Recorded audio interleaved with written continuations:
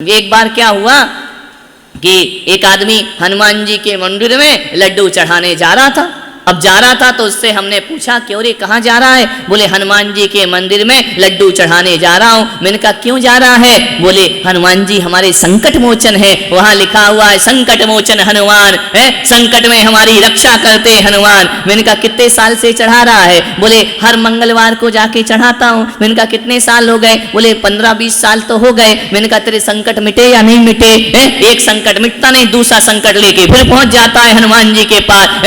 एक लड्डू में संकट मिटाना चाहता। बोले लिखा तो है संकट मोचन हनुमान। मैंने कहा एक काम कर, ये 5-10 लड्डू नहीं तो 5000 लड्डू भी चढ़ा तो भी तेरे संकट मिटने वाले नहीं है। बोले आप कैसा कहते हैं? संत हो के आप नास्तिक बातें करते हैं। मैंने कहा नास्तिक बातें नहीं करता हूँ, ध्यान रखना लड्डू चढ़ा और हनुमान जी संकट मोच दे तेरे। एक बात बता, तूने रामायण पढ़ी है? बोले पढ़ी है। मैंने कहा एक बात बता कि हनुमान ने राम के संकट मेटे थे या रावण के संकट मेटे थे? उसने कहा रामायण में तो राम के संकट मेटे थे। मैंने कहा पागल, लड्डू चढ़ाने से कुछ नहीं होगा, राम जैसा जीवन बना ले, हनुमान अपने आप तेरे संकट मिटा दे। जिंदगी तो रावण की जी रहा है और कह रहा कि रावण, अब हनुमान जी रावण की रक्षा करने जाएंगे या राम की रक्षा करने के लिए जाएंगे? जीवन कैसा है हमारा? जीवन यदि बहुत अच्छा और पवित्र है ना तो ईश्वर हमारे साथ है। आप सोचो, आपको यदि कहा जाए भाई साहब वहां बैठ जाओ तो आप साफ स्थान पर बैठेंगे या गंदे स्थान पर बैठेंगे? बोलिए। आपसे कहा आए हैं दूर से, दमन से आए हैं, जाओ भाई वहां बैठ जाओ, तो बैठने से पहले आप देखते हो ना साफ गंदा तो नहीं है, गंदगी तो नहीं है। जूते के स्थान पर कौन जाके बैठता है? हर आदमी स्वच्छ और अच्छा वातावरण देख करके बैठता है। एक बात ध्यान रखिए, जब एक आप इंसान गंदी जगह पे बैठना पसंद नहीं करते हैं तो भगवान हमारे गंदे हृदय में बैठना कैसे पसंद करेगा? भगवान को भी तो पवित्र मन चाहिए ना, भगवान को भी तो अच्छी विचारधाराएं चाहिए, भगवान को भी तो सद्भावनाओं की जरूरत होती है। गंदे मन में ईश्वर भी निवास नहीं करता है। यदि हमारा मन गंदा है, हमारी भाषा गंदी है, हमारा व्यवहार गंदा है तो कितना भी पूजा कर लो भगवान तुम्हारे काम आने वाले नहीं है। मन को पवित्र बना लो, मन को अच्छा बना लो तो शांति कहीं बाहर नहीं है, शांति भीतर ही होती है। अरे संत भी बन जाओ तो भी शांति नहीं मिला करती है। ध्यान रखना, जीवन का एक उद्देश्य याद रखना, संत कौन होता है और असंत कौन होता है? ध्यान रखना, जो शांत हो गया वह संत हुआ करता है और जो शांत नहीं हुआ वो असंत हुआ करता है। शांत वातावरण, शांति की जिंदगी जो जी लेते हैं उन्हें धर्म के फल की प्राप्ति हुआ करती है। आज श्रेयांसनाथ भगवान की पूजन से कुछ नियम कहते ना, थोड़े नियम ले लो, थोड़े संकल्प ले लो, रात में छोड़ दो। अरे महाराज क्या रात में छोड़ दो, आलू नहीं खाओ, प्याज नहीं खाओ, ये नहीं करो। ज्यादा छुड़ाओगे ना तो एक दिन हम रात में तो नहीं, हम तुमको ही छोड़ देंगे, तुम्हारे पास ही आना बंद कर देंगे। नियम ही नियम देते रहते हो। विचार करिए, मैं आपसे कह रहा हूं कुछ मत छोड़ो। यदि नहीं छूटता है कोई बात नहीं, कम से कम आदत बुरी सुधार ले, बस हो गया भजन और मन की तरंग मार ले, बस हो गए। वो आदतें जिन्हें रात को चैन से नहीं सोने देती, वो आदतें जो दिन में किसी से मुंह दिखाने लायक नहीं छोड़ा करती हैं, वो आदतें जो सब कुछ होने के बाद भी तुम्हें बेचैन करती हैं, अरे उन आदतों को छोड़ दे। इस संसार से ज्यादा सुख का स्थान कोई दूसरा नहीं। गलत आदतों से हम दुखी होते हैं, गलत व्यवहार से हम दुखी होते हैं, गलत भाषा से हम दुखी होते हैं। सामने वाला दुखी नहीं करता, हम अपनी आदतों से परेशान हैं, हम अपनी आदतों से अशांत हैं। आदत बदल लो, जीवन तुम्हारा आनंद में परिवर्तित हो जाए। वही पूजा, वही विधान, वही माला, वही मंत्र तंत्र है जहां आदमी का व्यवहार बिल्कुल पवित्र हुआ। पवित्र व्यवहार बना लो, दिल से दिल को जोड़ लो, जीवन तुम्हारा खुशियों से भर जाए। और क्या है जीवन की साधना? साधु बनने का मतलब क्या है? अपना व्यवहार बदलना। भेष बदलने का नाम साधु नहीं होता है। भेष बदल लिया हो गए साधु नहीं। नेचर बदला या नहीं बदला? नेचर बदल लिया तो आप संत हो गए, और नेचर नहीं बदला तो संत में और ग्रस्त में कोई अंतर नहीं हुआ करता है। तो भगवान की भक्ति की, पूजन की, पाठ की भावनाओं के साथ अर्घ चढ़ाए। अकेले नारियल मत चढ़ाओ, श्रीफल मत चढ़ाओ, अपने अकेला अर्घ मत चढ़ाओ, भगवान के चरणों में अपना बुरा व्यवहार भी छोड़ करके जाओ कि यहाँ से हम अच्छा व्यवहार लेकर के जाएंगे। ये छोटी सी जिंदगी है, तुलसी या संसार में भांति भांति के लोग सबसों हिलमिल चालिए नदी नाव। कौन जिंदगी भर किसके साथ रहता है?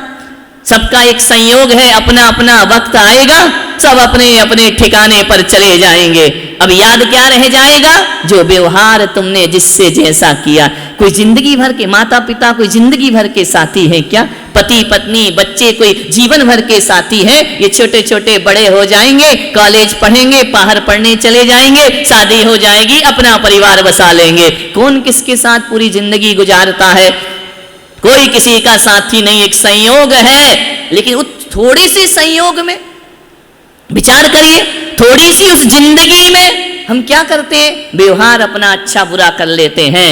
नहीं, थोड़े से जीवन को सार्थक रखिए, थोड़े से जीवन को सफल बनाने का प्रयास करिए। मालूम है, जब आदमी पैदा होता है ना छोटे से बच्चे के रूप में, तो सबसे पहला कपड़ा उसे पहनाया जाता है, छोटा सा कमर में बांध देते हैं ना। मालूम है, उस कमर में जो कपड़ा बांधते हैं उसमें कोई जेब नहीं हुआ करती है, बिना जेब की कोपीन बांध दिया करती है, बिना जेब की लगोट बांध दी जाती है। जब पैदा होता है तो बिना जेब का कपड़ा लपेटते हैं, और जब मर जाता है तो कफन में भी कोई जेब नहीं हुआ करती है। ना पहले कपड़े में जेब है, ना आखिरी के कपड़े में जेब है। तो थोड़े से बीच के जीवन में कितना जेब भरना चाहते हो? कितना दुनिया का बटोरना चाहते हो? कितना दुनिया का समेटना चाहते हो? विचार करिए।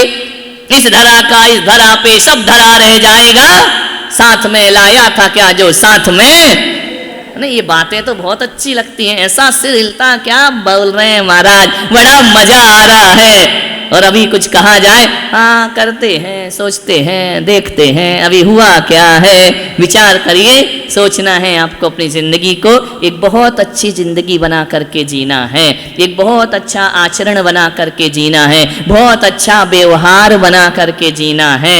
हकीकत में कहूँ, दुनिया के किसी भी कोने में चले जाओ, व्यवहार ही पूजा जाता है और कुछ भी नहीं। कौन किसी से मिलते हो, कितने प्यार से बोल रहे हो, कितना मीठा अमृत झर रहा है आपके मुख से, आदमी ये देखता है।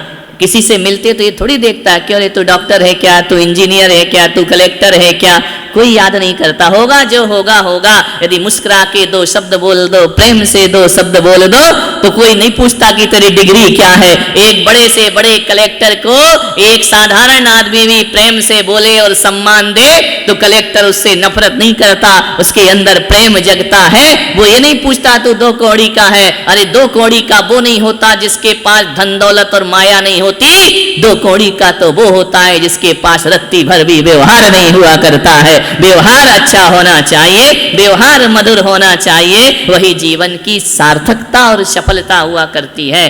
तो बड़े दमन के लोग आज छोटे मेरे से बोले कि यहाँ तो 5-6 घर है महाराज, ज्यादा घर नहीं है। अरे मैंने कहा 5-6 घर में ऐसा लगता है कि इतने 50-100 घर वापी के और 5 घर तुम्हारे दमन के।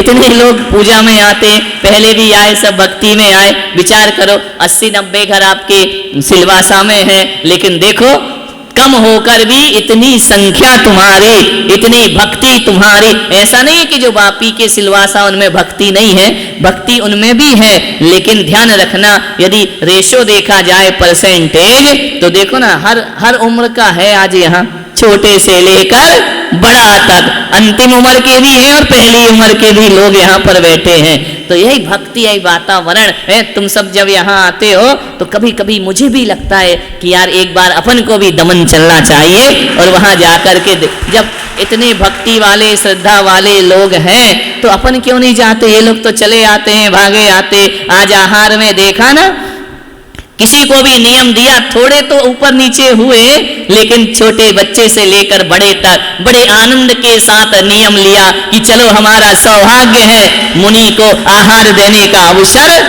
प्राप्त हुआ है। तो सोचिए अपने जीवन को आनंद, यही पल है आनंद के, और क्या है। ये रुपया पैसा खर्च करने, आज करोड़ों रुपए खर्च करके आप बंगला बना लो, मोटर गाड़ी बना लो, लेकिन जो आनंद धर्म में और पूजा भक्ति में आता है वो आनंद उनमें प्राप्त नहीं हुआ करता है। ये सौभाग्य के क्षण है। 15 तारीख को यहाँ पर तीन दीक्षाएं हो रही हैं। विचार करिए, कहाँ एक दीक्षा फाइनल हुई थी कि एक दीक्षा होगी, फिर दूसरी हो गई, फिर तीसरी हो गई, तीन दीक्षाएं यहाँ पर होने जा रही हैं। और शायद आपके दमन बापी सिलवासा में तो आज तक किसी की दीक्षा हुई क्या? जब से बना है तब से कभी नहीं हुई है। यह अवसर पहली बार यहाँ पर आ रहा। अधिक से अधिक लोग, सभी लोगों को सुबह से शाम यहीं पर रहना है। 15 तारीख को और कहीं नहीं जाना है। दशहरा है, विजयादशमी है, छुट्टी है, स्कूल है नहीं है, फैक्ट्रियां छोड़ो, जो भी तुम्हारा होता हो सुबह कर आके यहाँ पर सुबह से 9 बजे से प्रभात, सुबह यहाँ से जुलूस निकलेगा,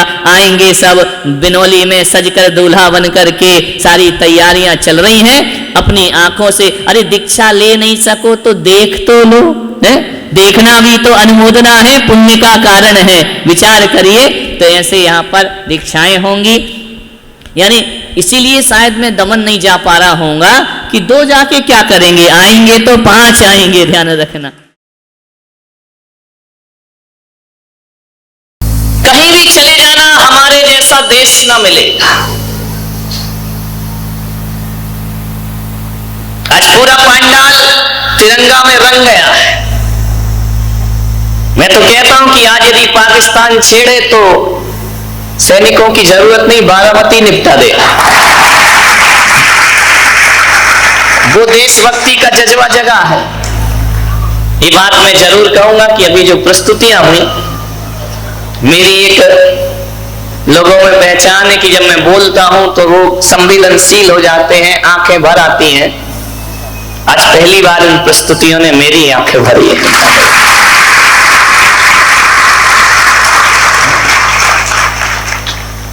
किसी देश के पास इतना वैभव, इतना बड़ा इतिहास, वो केवल मेरे भारत के पास है। अमेरिका चले जाना, चीन चले जाना, जापान चले जाना, रूस चले जाना, पाकिस्तान तो जाओ नहीं जाओ बराबर ही, जाके करोगे भी क्या? विचार करिए।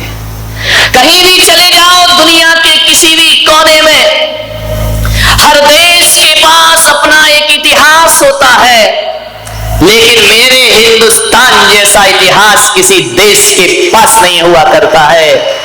जाओ दुनिया को देख लो, घूम करके आ जाओ। दुनिया के किसी भी देश के पास ऐसा बेटा है, किसी के पास नहीं होगा ऐसा बेटा कि पिता के वचनों के खातिर जो 14 वर्ष का वनवास स्वीकार कर लिया करता है, ऐसा अमर इतिहास दुनिया में किसी के पास नहीं होगा। है कहीं जाकर के देखो, ऐसा बेटा है दुनिया में किसी देश के पास कि अंधे माँ बाप को तीर्थ यात्रा की भावना जगे तो कांवड़ पर बिठाकर पूरे हिंदुस्तान की यात्रा करा दे। ऐसा बेटा केवल भारत में पैदा हुआ करता है, मेरे हिंदुस्तान में हुआ करता है। होंगे ईंट पत्थरों के इतिहास सबके पास, मेरे भारत जैसा इतिहास दुनिया में किसी के पास नहीं होगा कि एक भाई यदि 14 वर्ष वनवास में रहता है तो दूसरा भाई महलों में भी वनवासी बनकर के अपना जीवन गुजार दिया कर। क्या अमर इतिहास है किसी देश के पास ऐसा, ऐसी स्वामी भक्ति किसी देश के पास है कि अपने स्वामी के, अपने राजाओं के, राजपुत्रों की जान बचाने के लिए मेरे राजस्थान की पन्ना धाय अपने बेटे को कुर्बान कर दिया करती है कोई ऐसी? ध्यान रखिए, कहीं नहीं मिलेगा ये अमर इतिहास, केवल हिंदुस्तान में मिलता है। और मेरे पिता का माथा किसी के सामने ना झुके, इतना शौर्य वाली कोई बेटी धरती पर है तो मेरे हिंदुस्तान में है कि ऋषभ देव का माथा जगत में ना झुके तो ब्राह्मी सुंदरी आजीवन विवाह का त्याग कर दिया करती है कि हम विवाह नहीं करेंगे लेकिन अपने पिता का माथा नहीं झुकने देंगे। है कहीं ऐसी विरासत, ऐसी संपदा किसी देश के पास कि राणा की बेटी घास की रोटी लेकिन किसी के सामने झुकना स्वीकार नहीं, हाथ नहीं फैलाया कभी। बहुत इतिहास है, यदि इतिहास के पन्ने पलटने बैठूं तो 71वीं की आजादी 72वीं आजादी हो जाएगी और भारत का इतिहास का गुणगान नहीं हो पाए। बहुत अमर इतिहास है मेरे देश के पास। मेरे हम वो देश के लोग जिसने कभी किसी की जमीन पर बुरी निगाह नहीं डाली, पड़ोसियों की तरह। क्या है, पड़ोसी के हाल बड़े गड़बड़ है, मांगते रहता है कश्मीर दे दो, कश्मीर दे दो, कश्मीर दे। अरे ऐसे मांग रहे कश्मीर कोई प्लास्टिक का खिलौना है जो तुमको उठा के देते हैं? विचार कर, कश्मीर दे दो। मुझे तो समझ नहीं आता है, अमेरिका से कहता है पैसे दे दो, पैसे दे दो। जापान से कहता है हथियार दे दो, हथियार दे दो। भारत से कहता है कश्मीर दे दो, कश्मीर दे दो। मुझे यार ऐसा लगता है कि पाकिस्तान जब हर किसी से मांगते ही रहता है तो फिर अपने झंडे पे चांद सितारे क्यों बनाए? कटोरे का निशान बना दे, सारी दुनिया तुझे दे देगी। मांगना दे तो कुछ नहीं सकता, ये दे दो वो दे दो, खुद से कुछ कमाया नहीं जाता है, दूसरों के स्वर्ग पे निगाह रखा करते हैं। ध्यान रखिए, विचार करना है आपको, कैसे दे दे कश्मीर। आज ये पुलक सागर नहीं बोल रहा है, ध्यान रख। आज मैं कोई संत की हैसियत से प्रवचन नहीं कर रहा हूं, इस देश का संत हूं, उस देश में रहता हूं, तो राष्ट्र के प्रति भी मेरी कोई भक्ति और दायित्व हुआ करता है। ध्यान रखिए। एक पत्रकार ने मुझसे पूछा कि राष्ट्र बड़ा होता है, धर्म बड़ा होता है या समाज बड़ी होती है? मैंने कहा दुनिया की परिभाषा कुछ भी हो, लेकिन पुलक सागर कहता है यदि मेरे लिए व्यक्तिगत पूछा जाए तो ना धर्म बड़ा होता है ना समाज बड़ी होती है, सबसे बड़ा होता है तो राष्ट्र हुआ करता है। क्योंकि राष्ट्र सुरक्षित है तो धर्म सुरक्षित है, और धर्म सुरक्षित है तो समाज। राष्ट्र भक्ति से बड़ा और कोई चीज नहीं हुआ करती, सबसे बड़ी देशभक्ति हुआ करती है। मानने वाले, राष्ट्र से बड़ा क्या होगा? तो मैं आज राष्ट्र के लिए बोलूंगा, देश के लिए बोलूंगा। आज मैं धार्मिक नहीं, मेरे हृदय में देशभक्ति का जज्बा जागृत है। ध्यान रखिए। कश्मीर दे दो, कश्मीर दे दो। अरे कश्मीर भारत की तकदीर है भाई, ध्यान रखना। कश्मीर भारत की तकदीर है। और जरा उनसे पूछो, पाक के नापाक लोगों से, कि कोई अपनी तकदीर किसी को दे सकता है क्या? बताइए, कोई अपनी तकदीर किसी को नहीं दे सकता है। मान्यवर, भारत वो देश है जो किसी के जमीन के टुकड़ों पर अपनी निगाह नहीं डालता है।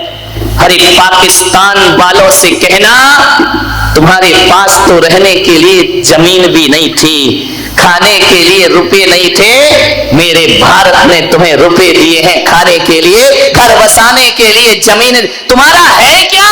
जो है वो हमारा है। ध्यान रखिए, विचार करना है आपको। चाइना अभी चिल्ला रहा है, मुझे समझ नहीं आता है। लोगों ने कहा कि चाइना के सामान का बहिष्कार करो, चाइना से जो भी आ रहा है उसे बहिष्कार करो, कोई मत खरीदो, अपने देश के प्रति गर्व करो। बहिष्कार करना चाहिए, मैं भी समर्थन में नहीं हूं, बहिष्कार करो वहां के सामान का। लेकिन मैं थोड़ा सा नेताओं से पूछना चाहता हूं, जनता से तो बहिष्कार कराते हो, फिर उनका माल भारत में मंगाते क्यों हो? यदि मंगाना बंद कर दो तो जनता को बहिष्कार करने की कोई जरूरत नहीं। मंगाया भी जाता है, चाइना में होली नहीं मनाई जाती, लेकिन रंग चाइना से आता है हमारे यहाँ। चाइना में दिवाली नहीं मनाई जाती, पटाखे दिवाली के यहाँ आते हैं। पहले देश के नेताओं को एक संकल्प करना चाहिए कि किसी भी बंदरगाह या किसी भी प्लेन से चाइना का सामान हमारे हिंदुस्तान में नहीं आना चाहिए। यदि भारत चाइना से सामान लेना बंद कर देगा, सब हेकड़ी भूल जाएगा चाइना। ध्यान रखना, आज हमारे कितना भी बड़ा बना हो, दादा बन के घूम रहा हो, यदि हम सामान नहीं लेंगे ना तो 2 वक्त की रोटी का इंतजाम चाइना के पास नहीं हो पाएगा। ध्यान रखिए मानने वाले, क्या करेंगे? विचार करना है। मेरा देश वो देश जिसने किसी की जमीन पर निगाह नहीं डाली। हम तो वो लोग हैं, यदि लड़ते हैं तो जमीन के टुकड़ों के लिए नहीं लड़ते, अपनी आन बान और शान के स्वाभिमान के लिए भारत युद्ध किया करता है। मैं आपसे इतना ही निवेदन करना चाह रहा हूं, प्रधानमंत्री लाल बहादुर शास्त्री जिन्होंने पाकिस्तान जीता,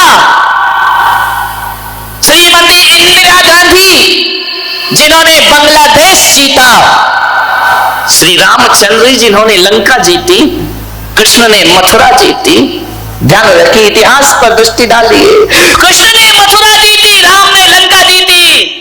लेकिन ये लंका जीती, मथुरा जीती तो इसलिए नहीं जीती कि हमें उनकी कुर्सियां चाहिए थी। राम ने लंका जीती और विभीषण को वापस लौटा दी। कृष्ण ने मथुरा का राज्य कंस से जीता और वापस लौटा दिया। इंदिरा गांधी ने बांग्लादेश जीता और बांग्लादेशियों को वापस दे दिया। और लाल बहादुर शास्त्री ने पाकिस्तान जीता और भीख में उनका पाकिस्तान उन्हें वापस जीतना और लौटाना। बाहुबली ने भरत चक्रवर्ती का राज्य जीता और भरत को वापस लौटा दिया। हम तो वो लोग हैं जो जीतते हैं और जीतने के बाद उनकी धरती उनको वापस लौटा दिया करते हैं। ध्यान रखिए, बहुत कुछ है भारत के पास, शौर्य है, भारत के पास स्वाभिमान है, भारत के पास गर्व है, अपने आप अपने इतिहास पर गर्व है। मानने ये मत सोचना कि भारत की पहचान लाल किला है, ये भी मत सोचना कि भारत की पहचान ताजमहल है या कुतुब मीनार भारत की पहचान है, अजंता एलोरा की गुफाएं भारत की पहचान है। नहीं भाई, यदि ये भारत की पहचान हो जाएंगे तो मेरा देश तो पत्थरों का देश हो जाएगा। मेरे देश की पहचान ताजमहल, लाल किला, कुतुब मीनार ही नहीं, मेरे देश की पहचान तो उसकी संस्कृति और सभ्यता हुआ करती है। और वो संस्कृति यदि कोई है तो जियो और जीने दो की संस्कृति हमारे देश की असली पहचान। वसुधैव कुटुंबकम, सारा विश्व हमारा परिवार है, ये हमारे देश की असली पहचान हुआ करती है। अमेरिका के संपादक ने 3 प्रश्न किए भारत से, उसके उत्तर आज 70 वर्ष हो गए, आज तक मिल नहीं पाए। मैं आपसे करता हूं वो प्रश्न। अमेरिका के एक संपादक ने भारत के सांसद से पूछा सन 1958 में, उसे पहला प्रश्न पूछा कि आपके देश का नाम क्या है। मैं आपसे पूछता हूं, बताइए, अपने बच्चे बैठे हैं, हमारे देश का नाम क्या है? नहीं मालूम? बोलो, क्या नाम? गर्व से बोलो जरा, हमारे देश का नाम क्या है? तो मैं आपसे पूछता हूं, फिर इंडिया नाम कैसे हो गया? ध्यान रखिए, मेरे देश का नाम तो भारत है ना, इंडिया नाम कैसे हो गया? इतनी नौजवान पीढ़ी बैठी है, मैं आपसे निवेदन करना चाहता हूं कि आज यहां से संकल्प लेना कि हम अपने देश को कभी इंडिया कह करके नहीं बुलाएंगे। मेरा देश भारत है, मेरा देश भारत है, ये इंडिया नहीं हो सकता है। जब जब मेरे देश को कोई इंडिया कहता है तो मुझे 100 साल पुरानी गुलामी के दिन याद आ जाते हैं। इंडिया नाम तो अंग्रेजों ने दिया है आपको, ब्रिटिश हुकूमत ने आपको इंडिया नाम दिया है। अरे जब जब इंडिया कहोगे तो हमें गुलामी के दिन याद आएंगे, और जब जब भारत कहोगे तो ऋषभ पुत्र भरत चक्रवर्ती याद आ जाएंगे, राम भ्रात भरत याद आएंगे, शकुंतला पुत्र भरत की याद। भारत संस्कृति है, भारत कहकर बुलाए, इस इंडिया बिल्कुल ना कहें। ये गुलामी की भाषा, ये गाली है हमारे देश पर बहुत बड़ी। भारत बोलो। आज मैं वहां बैठा हूं बारामती में, इसलिए ज्यादा प्रसन्न हूं कि 71वीं आजादी का वर्ष मनाने का अवसर मिला है। जापान एक राष्ट्र है, अमेरिका एक राष्ट्र है, चाइना एक राष्ट्र है, रूस एक राष्ट्र है, और पड़ोस का तो नाम लेना ही बेकार है, ध्यान रखना। रूस एक राष्ट्र है, अमेरिका एक राष्ट्र है, जापान एक राष्ट्र है, और इन राष्ट्रों में मेरा राष्ट्र थोड़ा अलग है। ध्यान रखना, सब दुनिया में राष्ट्र मिल जाएंगे, लेकिन मेरा भारत ऐसा है जो राष्ट्र भी है और राष्ट्र में महाराष्ट्र भी है, और महाराष्ट्र में सौराष्ट्र भी। सौराष्ट्र इसी देश में, महाराष्ट्र भी, राष्ट्रों में भी महाराष्ट्र। बोलो ना जय महाराष्ट्र, जय। ध्यान रखिए, ऐसा किसी देश में नहीं हुआ कि राष्ट्र में महाराष्ट्र हो। महाराष्ट्र में सौराष्ट्र, गुजरात चले जाओ सौराष्ट्र मिल जाएगा।